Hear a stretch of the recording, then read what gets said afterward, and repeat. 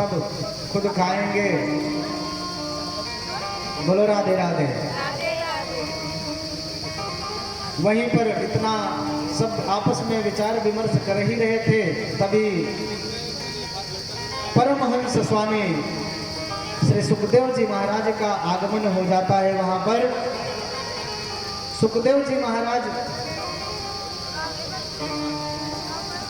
12 वर्ष बाद मां के गर्भ से बाहर आए। उसके बाद में जंगल में शिष्यों के द्वारा मंत्र का ज्ञान रख करके उनका जब मन गोविंद के चित्त में चरणों में लग गया, तब वह आकर के व्यास जी महाराज से 18,000 श्लोकों का ज्ञान किया और सर्वप्रथम कथा सुनाने के लिए महाराज परीक्षित जी के पास पहुंच गए। बोलो वृंदावन बिहारी लाल की जय।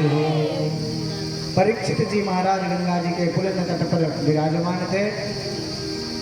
सभी उनके कल्याण का मार्ग खोज रहे थे और जैसे ही देखा कि परमहंस महाराज सुखदेव जी का आगमन हुआ, तो जितने वयोवृद्ध थे समस्त ऋषि महात्मा खड़े होकर के उन छोटे से 13 वर्ष के सुखदेव महाराज का स्वागत दंडवत प्रणाम करके उनको सुंदर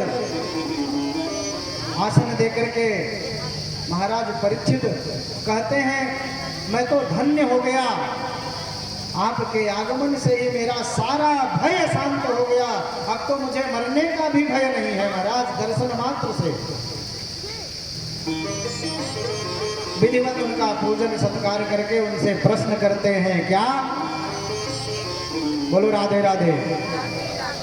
आज प्रश्न करते हैं, म्रियमाणस्य किम कर्तव्यम। ये हमारे आपके सबके जीवन में घटित होने वाला एक ना एक दिन सबको मरना है। कोई यहाँ अमर होके नहीं आया है, तो मरने वाले तो सभी हैं। तो मरने वाले को करना क्या चाहिए, जीवन में क्या करे कि उसका सत्यो मुक्ति क्रम मुक्ति हो जावे। उन्होंने पूछा, म्रियमाणस्य किम कर्तव्यम। सुखदेव जी महाराज अपने गुरुदेव महाराज को प्रणाम करते हैं और कहते हैं, हे परीक्षित, वरीयानि सते प्रश्नः कृतो लोकहितो नृपा आत्मवित्सम्मतः पुंसां श्रोतव्यादिषु यः परः। क्या बोले? वरी आने सुते प्रश्न। वकार ब्रह्म का बीज है। वकार जहां पर शब्द आ गया पहला, वहां समझिए कल्याण है। गोस्वामी बाबा के लिखे मंगलाचरण में क्या? वर्णानाम अर्थ संघानाम रसानाम छंदसामपि। वकार अर्थात कल्याण। तो क्या कहते हैं सुखदेव जी महाराज, हे परीक्षित, वरी आने से ते प्रश्न। ये प्रश्न तुमने अपने लिए नहीं किया परीक्षित, ये तो पूरे संसार के जगत के कल्याणार्थ पूछा है। अतः बहुत ही सुंदर प्रश्न है कि मरने वाले को क्या करना चाहिए। 7 दिन में मरना हो, 2 दिन में मरना हो, साल भर में मरना हो, 100 वर्ष बाद मरना हो, मरना तो है एक दिन। तो मरने वाले को करना क्या चाहिए, बताते हैं क्या? तस्मात् भारत सर्वात्मा भवानीश्वरो हरे श्रोतव्यः कीर्तितव्यश्च स्मर्तव्यश्चेक्षता भयम्। कितनी सुंदर बात बता रहे हैं, ध्यान से सुनिए। अरे जो मृत्यु से अभय चाहता है, मृत्यु से बचना चाहता है, वह माधव की शरण में आ जावे। माधव की शरण में आए बिना मृत्यु से कोई बच नहीं सकता। तो माधव की शरण में आने के लिए बहुत क्या कहे गोस्वामी बाबा, यही सरयावत अति कठिनाई, यही सरयावत अति कठिनाई,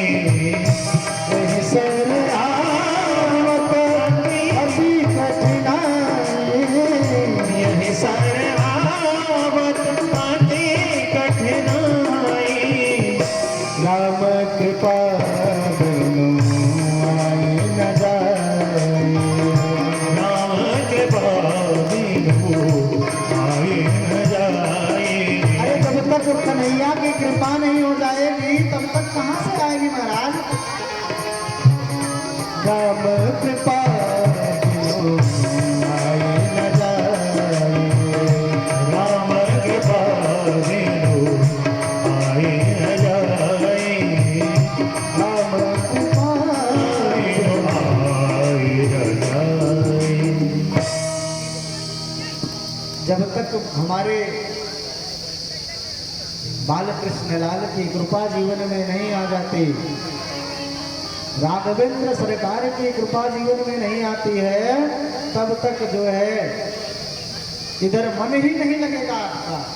मन कैसे लगेगा वो बताते हैं परमहंस बाबा सुखदेव जी बता रहे हैं परीक्षित जी को कि पहले तो अपना ये जो चित्त है वो भगवान के चरणों में लगाओ, और चरणों में कैसे लगेगा तो बताए श्रोतव्य कीर्तितव्यश्च स्मर्तव्यश्चेक्षता भयम्। भगवान की कीर्तियों का वर्णन सुनो और उनकी कीर्तियों का बखान सुनो और उसे स्मरण करते हुए अपने जीवन में उतार लो। श्रोतव्यः कीर्तितव्यश्च स्मर्तव्यश्चेक्षता भयम्। क्योंकि जब तक भगवान को हम जानेंगे नहीं, भगवान क्या है, कैसे है, कन्हैया क्या करते हैं जीवन में, कैसी कृपा करते हैं, कैसे कैसे उनका गुणगान है, इसीलिए भागवत सुना जाता है ना कि हम उनको जाने पहचाने कि हमारे गोपाल जी कौन है, नारायण कौन है। वही गोस्वामी बाबा ने क्या कहा, अच्छा जब तक किसी की श्रेष्ठता ना जान लो, अगर विधायक जी बैठे हैं, आपके यहाँ का विधायक नहीं है, बनारस के कोई विधायक हो, आप उनको जानते ना हो और यही कथा सुनने आ जाए, बगल में आपके बैठे रहे कोई नीली बत्ती लाल बत्ती लेकर के ना आए, बगल में बैठ जाओ तो आप पहचान पाओगे क्या? नहीं पहचान पाओगे ना। उनके लिए तो उनका परिचय बताना पड़ेगा ना कि हाँ ये तो बनारस के सांसद हैं। जो नहीं जानता है उनको बताना पड़ेगा। तो पहले भगवान को जानिए। कैसे? अगर नहीं जानेंगे तो उनसे प्रीति नहीं होगी, उनसे लगाव नहीं होगा। इसलिए उनके गुणों का वर्णन सुनिए, जानिए। गोस्वामी बाबा क्या कहते हैं, जाने बिनु न होई परते दे, जाने बिनु न होई परते, जाने बिनु न होई परते, जाने बिनु न होई परतीति, जाने बिनु न होई परतीति, जाने बिनु न होई परतीति, बिनु परतीति होई नहीं प्रीति, बिनु परतीति होई नहीं प्रीति, बिनु सिया राम जय सिया राम, जय सिया राम, जय सिया राम, जय सिया राम,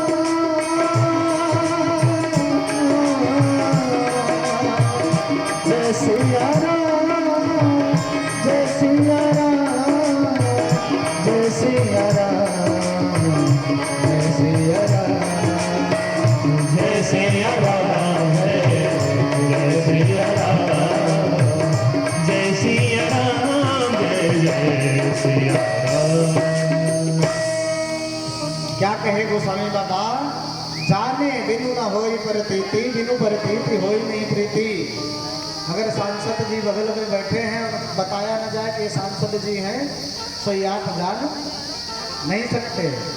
कोई महान महात्मा आपके यहाँ आ जावे और वेशभूषा बहुत नहीं बनाए रखे, पाखंड नहीं हो उनके अंदर, तो आप उनको पहचान नहीं पाएंगे। इसलिए पहले उनको गुणों को सुनिए, क्या हैं, कैसे हैं, कहाँ रहते हैं, और कैसा कल्याण करते हैं या फिर क्या करते हैं, जब तक उनके विषय में आपको ज्ञान नहीं होगा तब तक आपका चित्त उनके चरणों में नहीं लगेगा, तब तक आपको कन्हैया से मेरे प्रेम नहीं हो सकता। इसलिए प्रेम करना है और चित्त अपना चरणों में लगाना है वो बाबा के, तो उनके कथाओं को सुनिए, जहाँ पे सत्संग हो बैठिए और अपने जीवन में उसे उतारिए। दूसरा क्या बताए, हे परीक्षित जी, जब जान जाओ कि कौन है, जितासनो जित श्वासो जित संगो जितेन्द्रियः स्थूले भगवते रूपे मनः संधारये धिया।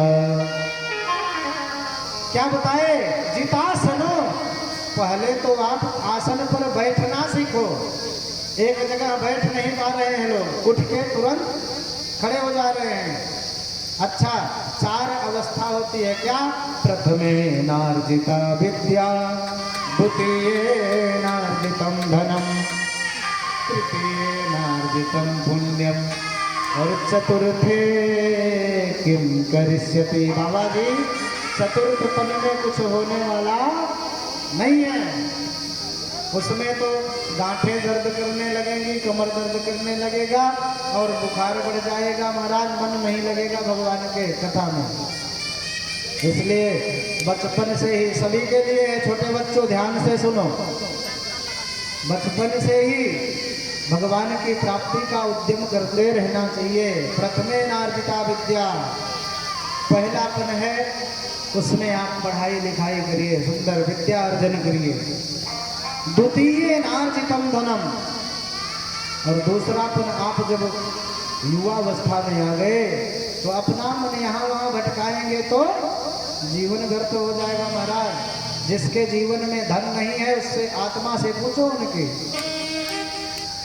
तो दूसरापन जो है हमारा धन का है, द्वितीय नार्जितम धनम, तृतीय नार्जितम पुण्यम। भैया अगर बूढ़ी हो गई तो फिर रथ में बैठ के आ रही थी माता जी, बारिश हो रही थी, मैंने कहा भैया भीग क्यों रही हो, थोड़ा पीछे आ जाओ।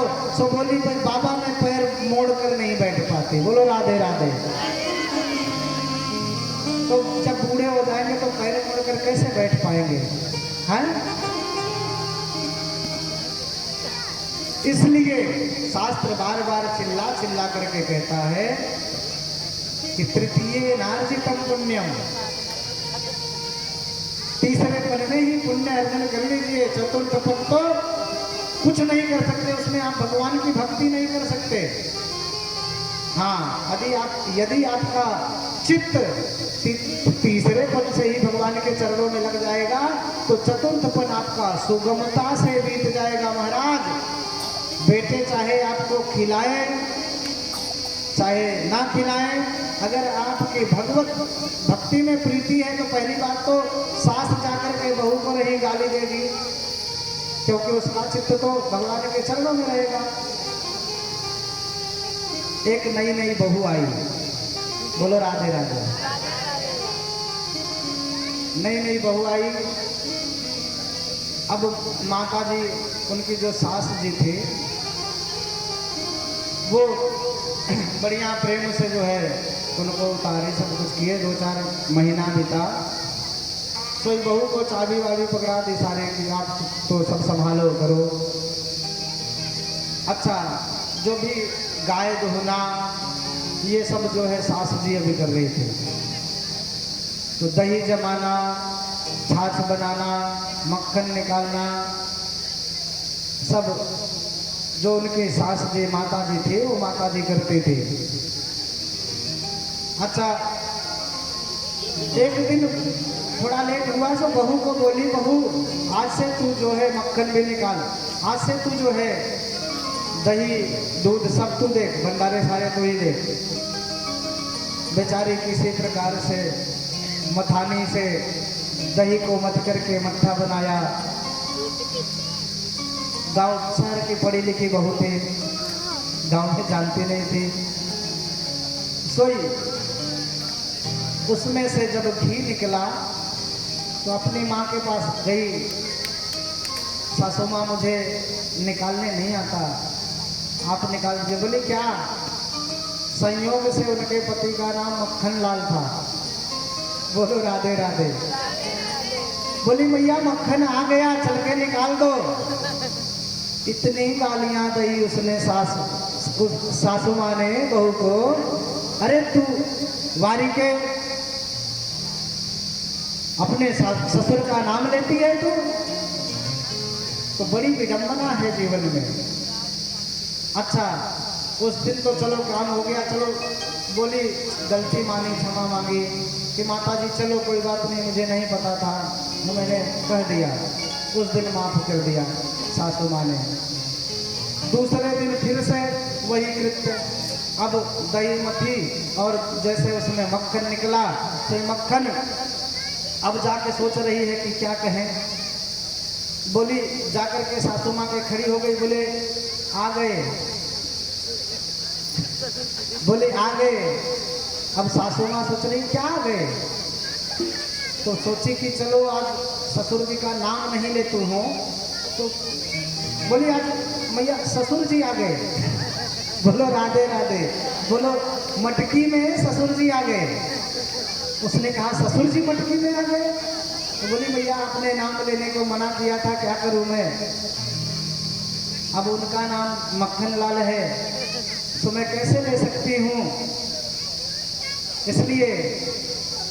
अच्छा फिर डांट लगाई, खूब डांटने लगी बहू को, अरे तुझे कोई कुछ नहीं आता है, तुझे शहर में क्या पढ़ी लिखी है तू।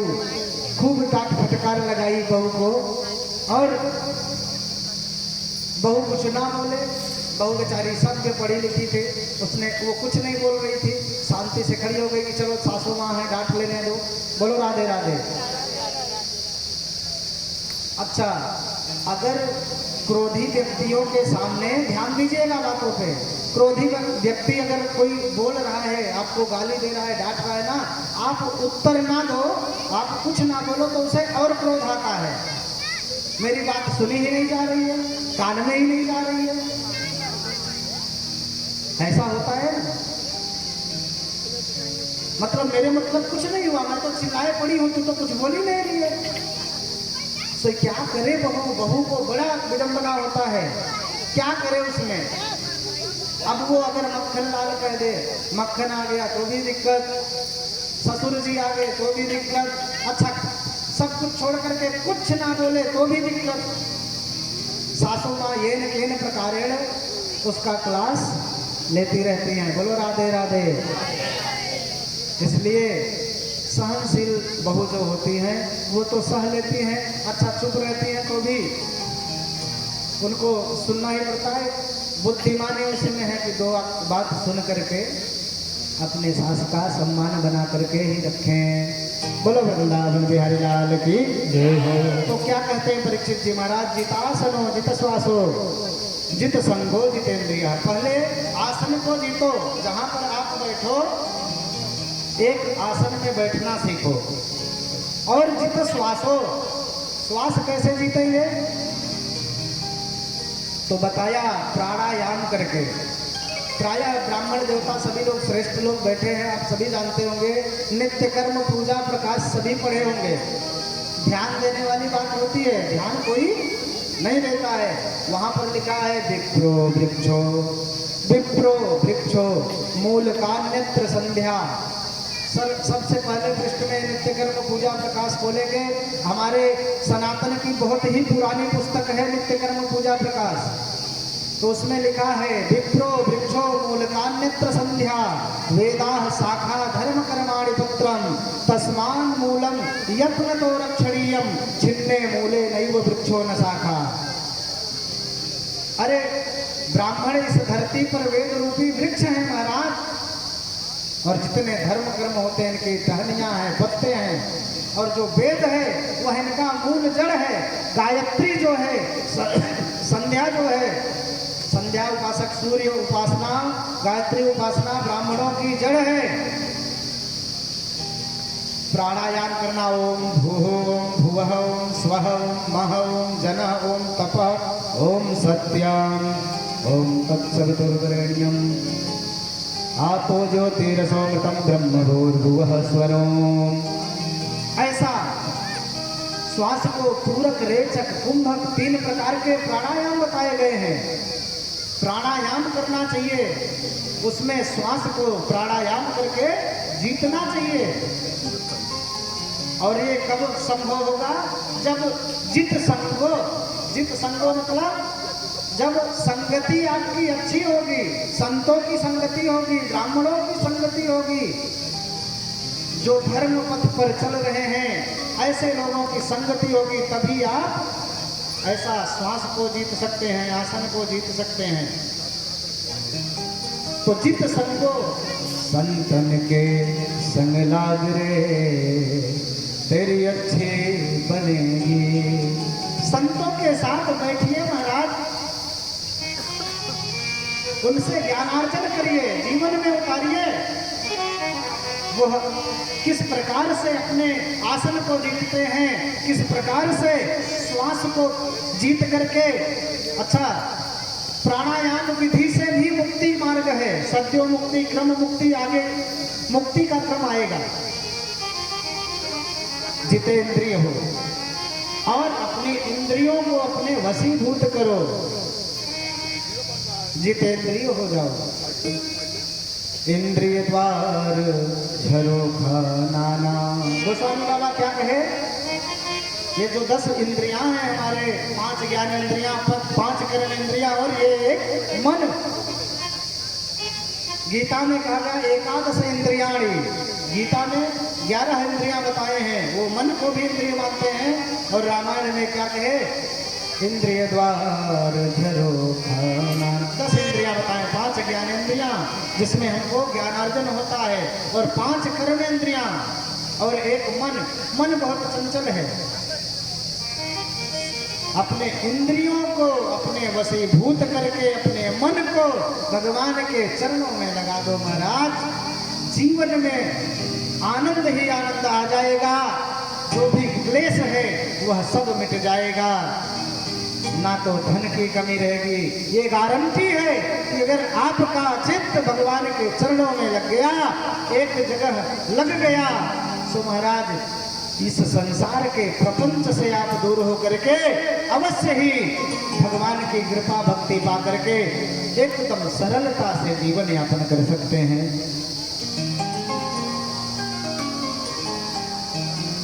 भगवान का दर्शन करना चाहिए। ऐसे आगे परीक्षित जी प्रश्न करते हैं सुखदेव बाबा से। देखिए इतना विषमता भरा संसार जो है, तो इस विषमता भरे संसार को आने ही क्यों दिए? भगवान क्यों ऐसी रचना कर दी? बनाने की क्या जरूरत थी ऐसे संसार को? इस विचित्र संसार की रचना भगवान क्यों कर दिए? तो परीक्षित जी पूछते हैं। सुखदेव बाबा बताते हैं,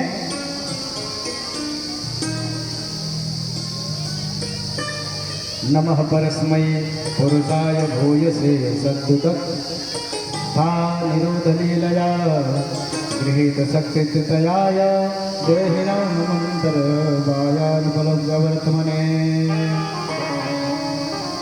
बड़ा सुंदर प्रभु का ध्यान करते हुए प्रभु सुखदेव जी कहते हैं कि जिन प्रभु का कीर्तन स्मरण दर्शन वंदन श्रवण अर्चन करने मात्र से जीव के समस्त पाप ताप संताप शीघ्र ही नष्ट हो जाते हैं, ऐसे प्रभु के श्री चरणों को भला कौन नहीं पाना चाहेगा? कोई कितना भी बड़ा तपस्वी हो, मनस्वी हो, दानी हो, मंत्रवेत्ता हो, परंतु जब तक भगवान की शरणागति नहीं ग्रहण कर लेता तब तक उसका कल्याण नहीं होने वाला। इसलिए उन्होंने बताया कि संसार विषमता से ही भरा है। अगर विषमता नहीं हो जीवन में तो संसार चलने वाला नहीं है। कोई काला है, कोई गोरा है, कोई छोटा है, कोई मोटा है, कोई बड़ा है, कोई लंबू है। बोलो राधे राधे। कोई लंबू है, कोई छोटे हैं, कोई काले हैं, कोई मोटे हैं, गोरे हैं। विषमता से भरा है महाराज संसार। संसार समानता से नहीं चल सकता है, विचित्रता से ही चल सकता है। कुम्हार, ध्यान दीजिएगा बातों पे, कुम्हार मिट्टी से ही, देखिए भगवान 5 भौतिक शरीर बनाए, क्षिति जल पावक गगन समीरा पंच रचित यह अधम शरीरा।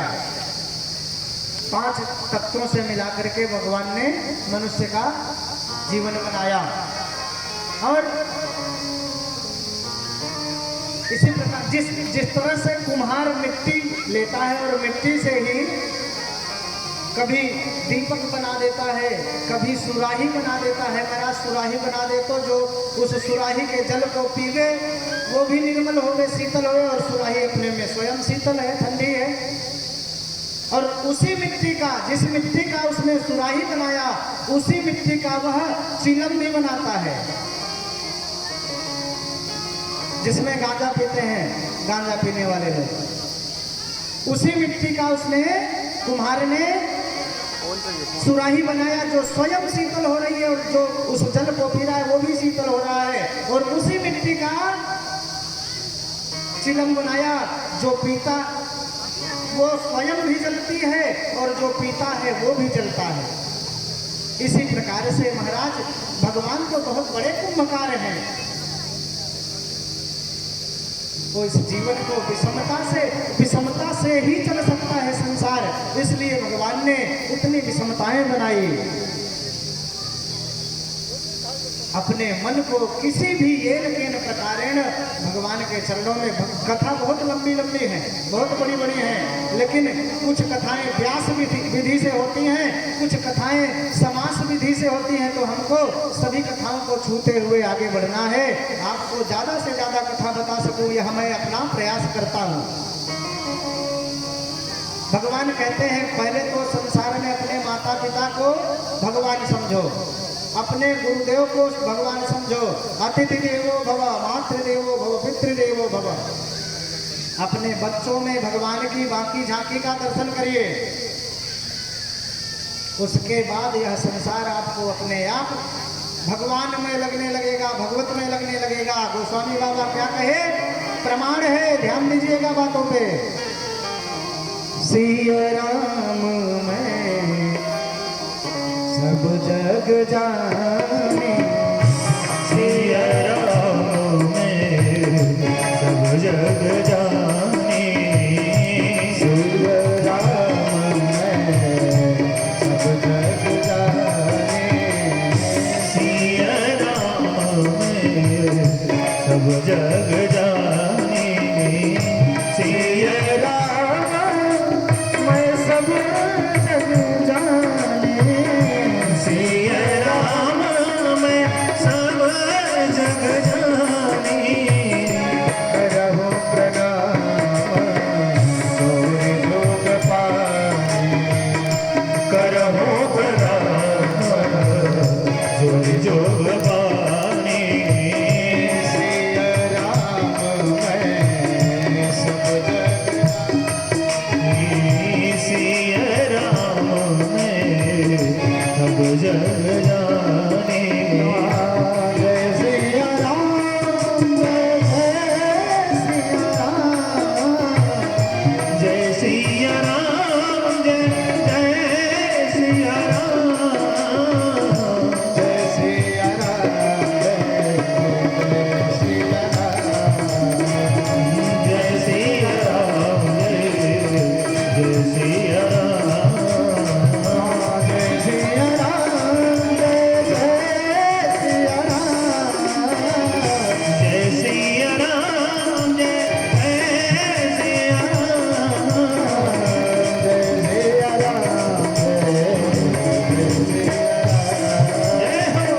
जय सिया राम, जय सिया